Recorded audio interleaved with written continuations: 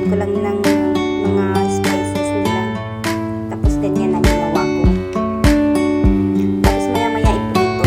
Ito lang ang ating mga kailanganin. Bell pepper, patatas, at kamatis. Yan lang.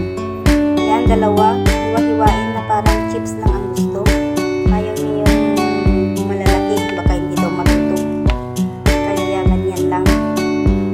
Tapos naman din yung iba. Hiwa-hiwain din. Hugasan. Yan ang bell pepper. Hiwa-hiwain din parang chips. Ganyan. Tapos pati kamatis, balatan. Ganyan, balatan na. Hiwain din. Kasi lahat iprito. Yan, tanggalin natin yung ulo niya. Ganyan, mahihiwa na. Tapos, hugasan ng maigi. Yan, lahat hugasan.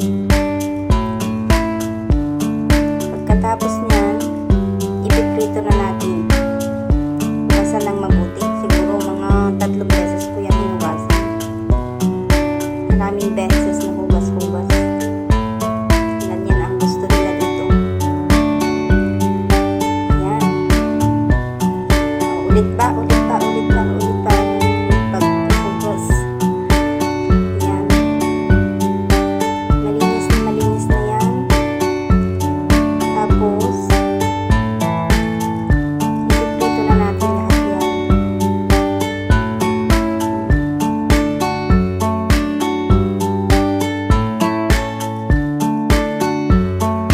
Ano nangyari sa video? Ba't naputol-putol na? Tapos yan, ipainit na natin yung pan. Tapos, lagyan na ng mantika. Yan, iprito na natin. Unahin natin yung patatas. Pag naluto na, ito naman yung gawin nating sauce. Mamaya, yan ay tomato paste. Lagyan lang ng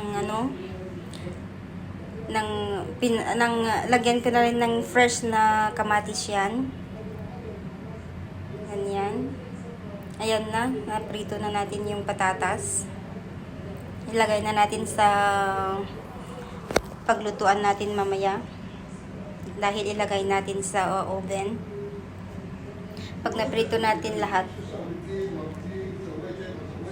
Yan. Yan din naman yung bell pepper. I-fry din. Tapos ilagay din natin sa tray. Yan, yung kamatis pero ganyan ang kulay dahil nilagyan ko ng sili na na-blend din. Yan. Yan ang sauce na ilalagay natin mamaya. Natimplahan ko na yan lahat. May asin, paminta. Yan. Naprito na natin yan ulit. Isunod din naman natin yung kamatis. Yan. Ganyan lang sa akin. Huwag masyado. Basta konting prito-prito lang. Yan ang gusto nila. Huwag mantika kasi olive oil naman yung kalahati niyan, olive oil. Tapos dinagdagan ko rin ng konti ng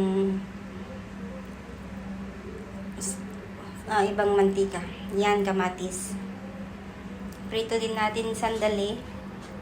Tapos ilagay din dyan. Yan. Tapos na. Sandali lang. Tanggalin na natin yan. Ganyan. Pagsamasamahin na natin lahat yung mga napritong mga gulay, ingredients natin. Yan. Tapos isunod natin dyan na iprito yung kofta. Yung laham. Yung grind meat. Yan, ipriprito natin. Nilagyan ko rin ng mga spices niyan. Tapos may konting baking powder. Yan naman ang gusto. Ganyan. Prito. Sandali lang, huwag masyadong matagal. Ayan, tapos na yung sauce. Matatapos na rin natin yung Yan, nilagyan ko ng paminta. Kasi gusto medyo maanghang. Pero maanghang na yan kasi nilagyan ko pa yan ng sili. Kaninang blend ko. Ayan. Tapos, yan na, tanggalin na natin yung kofta. Kofta ang tawag nila dyan. Yan, tanggalin na natin kasi medyo sunog-sunog na. Dapat sandali lang sana yung prito niya. Yan. Malapit nang matapos. Tanggalin na natin yung yan, tanggalin na natin. Ilagay na natin sa tray na may para matanggal yung mantika.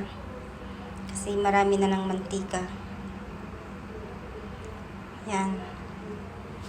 Yan, tapos na. Ilagay ganyan. Pinagsama-sama ko na yung napritong mga gulay at saka yung kofta at saka yung sauce. Nilagay ko na lahat dyan. Tapos ilagay na natin sa oven.